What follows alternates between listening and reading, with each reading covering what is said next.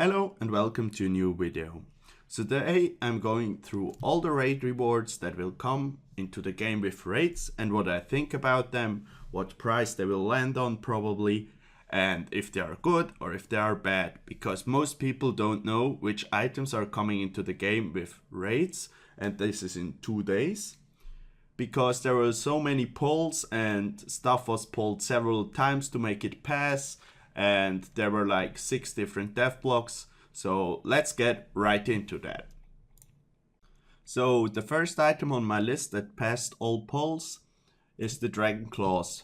So Dragon Claws are a really good item for PvP, but maybe also okay for PvM. First, to go into the PvP, it will be really good for all 60 attack builds and really good for doing high amounts of damage in a really short time. But it can be countered in PvP quite easily by using a Phoenix necklace. And with that, we have it balanced a little bit again, because use a Phoenix necklace if you don't want to die against claws. And since it does the damage in 2 ticks, you can even eat in between there, so you can't really 1-tick claws. So for PvM, I think they will be hardly overpowered or strongly overpowered by the Dragon Warhammer, because the defense lowering effect is so good on most instances. What can I say as well? That's everything I can say about claws. Most people already know them. Good spec web, good for PvP. Okay for PvM, will be really pricey. So the second item I'm going to talk about are on Zestril ropes. Those are going to be the equivalent to bandos or armadillo for magic. And right here I put the stats of the ropes right next to the current best in slot items. So on the bottom you see from the left to the right, Third Age Mage, Arim's top and Arim's bottom. So you can compare the stats right now if you want. The important thing is the 2% magic damage on each piece of Ancestral. So Ancestral needs 75 mage and 65 defense, and the 2% of damage will make it that you can hit a 40 with barrage in PKing with Staff of the Dead, and as well as that you can hit 1 higher with the Trident, I think, when you're doing Sura. So they will surely have a use in game, and people have to buy probably loads for them because they are non-degradable and will be quite rare. So really pricey item, has a good use, but is not overpowered. Let's get to the next item. Okay, the next item I'm talking about is the Twisted Bow. The Twisted Bow is a bow that scales its damage on the magic level of the opponent. So it will be really good against high magic level bosses, but not good for PvP. So this will be a PvM item, because you can hit like 95s or higher on stuff like Chad. Like I think the max hit on Bandos will be 88ish, and so on. It will be really good at Saradomin God Wars, and it will be good at Sulra. So it will be really pricey, and I think it might make Dragon Arrows rise. Because of that I bought some 100Ks of them. Yeah, just an investment. They didn't go up yet, but at the current price of Dragon Arrows it's about as expensive to use as a blowpipe with Eddy darts. And it will do really good against those bosses, but really bad for training or other stuff. So the next item we're going to look at is the Twisted Buckler. The Twisted Buckler is a range shield similar to the Odium Ward, but with a little bit higher stats, and it requires 75 range and 70 defense instead of 60 in buff. The Twisted Buckler has 6 more range accuracy than the Odium Ward, about 22 in all melee defense more than the Odium Ward, 6 more magic defense and 6 more range defense. It will be the best shield for everywhere where you fight with a crossbow and you don't need a special shield. Clearly it will be good at Armadillo if you don't have an ally. Other than that, maybe some other bossing instances, not sure though, because at Saradomin the Twisted Bow will overpower the Armadillo crossbow. So let's get on to the next item. So the next item is the Din's Bulwark.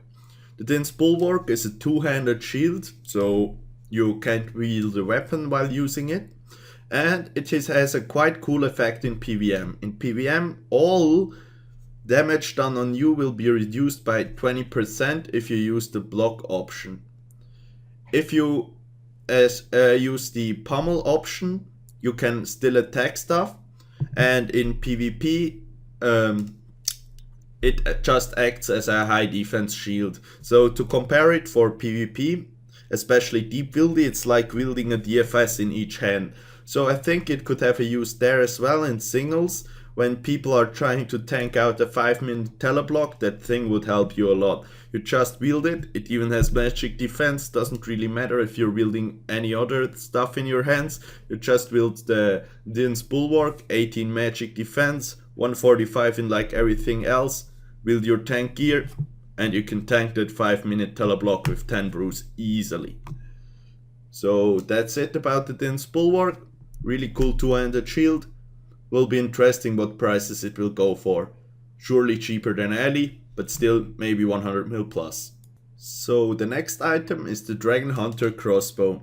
The Dragon Hunter crossbow needs 65 range to be wielded and has 95 ranged attack. It has the same attack speed as all the other crossbows. Some people were confused here because the attack rate of a crossbow is usually one higher than this one, but there's rapid, and rapid makes everything one faster, so they have the same attack speed.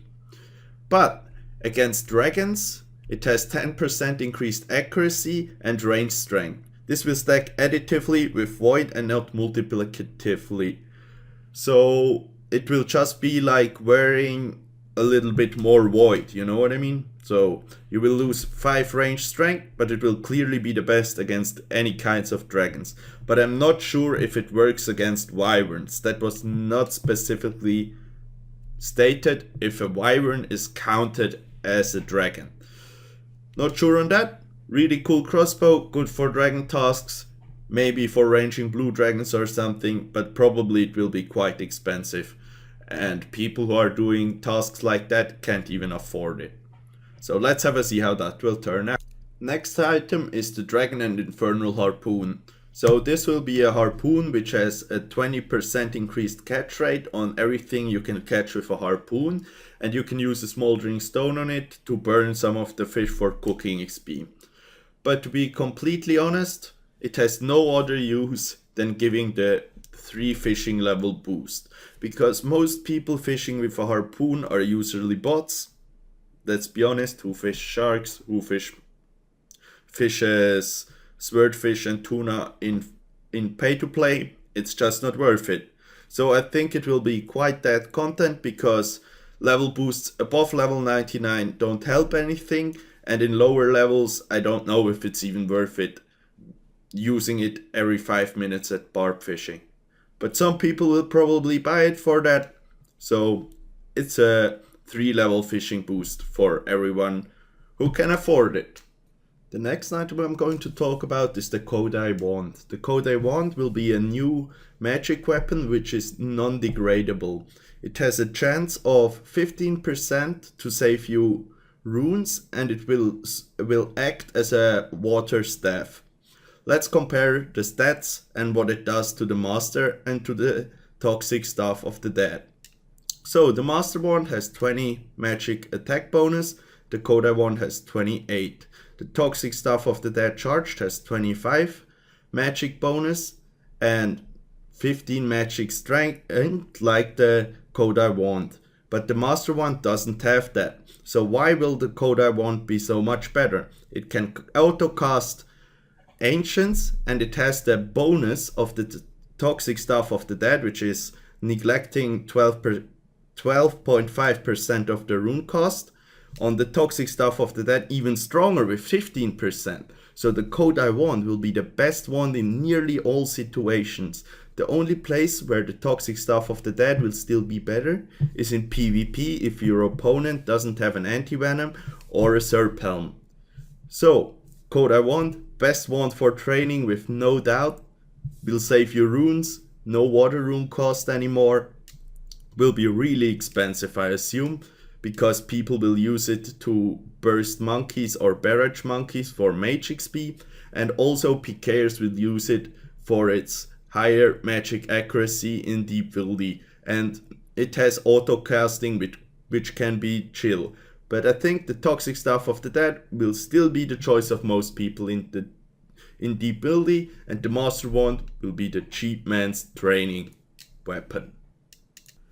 Okay, the next weapon we are going to look at will be the Elder Maul. The Elder Maul will be a really hard hitting slow weapon. It will have the same speed as a Godsword, but no special attack, and it won't be good in any PVM situation.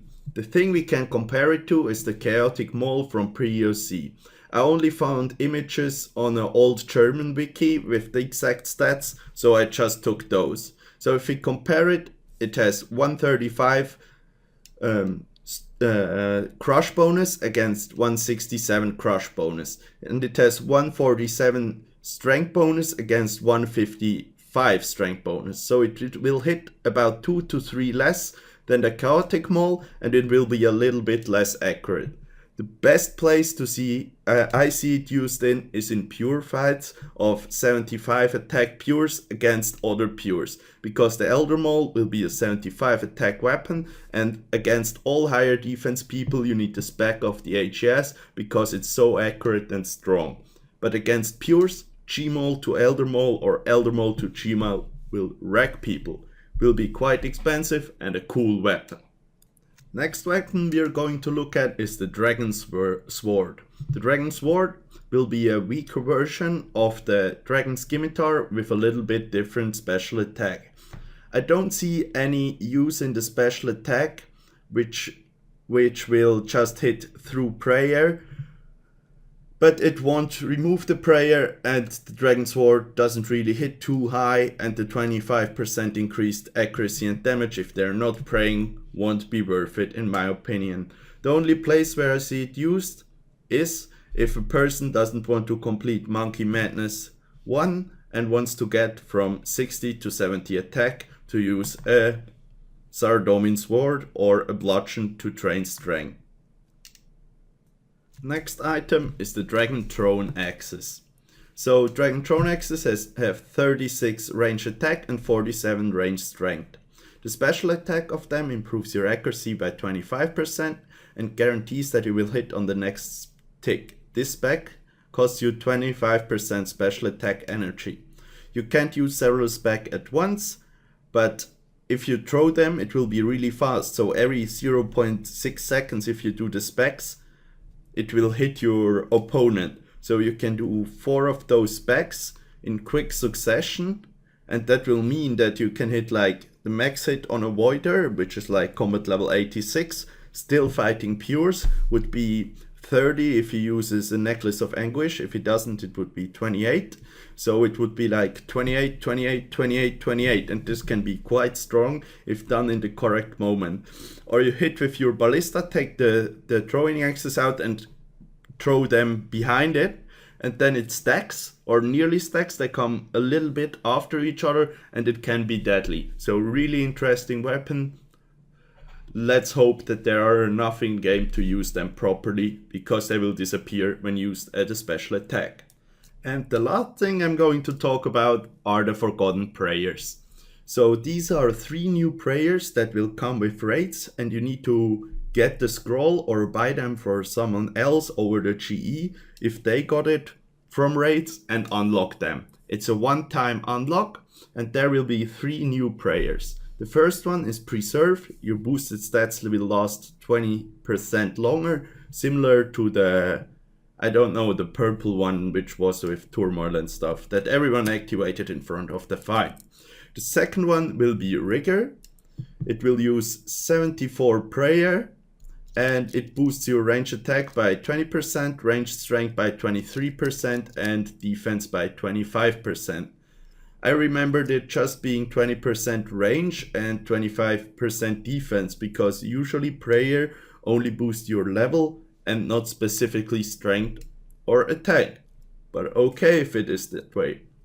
Augury, really good prayer as well. boosts your magic accuracy by 25% and your defense by 25% as well. Both Rigor and Augury will be used for PvM and PvP everywhere. Everyone needs them who is maxed or who has a high prayer level, because it will make Zul'Ra kills faster. Everything will be better and cooler if you have them. So I think the scrolls will be quite expensive in the beginning, because they disappear once they are consumed.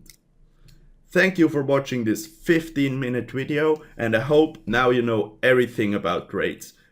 I put really a lot of effort into making this video today, and I hope you enjoyed watching it as well. So please give it a like if you enjoyed the content you saw, and I hope you're pumped for raid as well. Thanks and bye.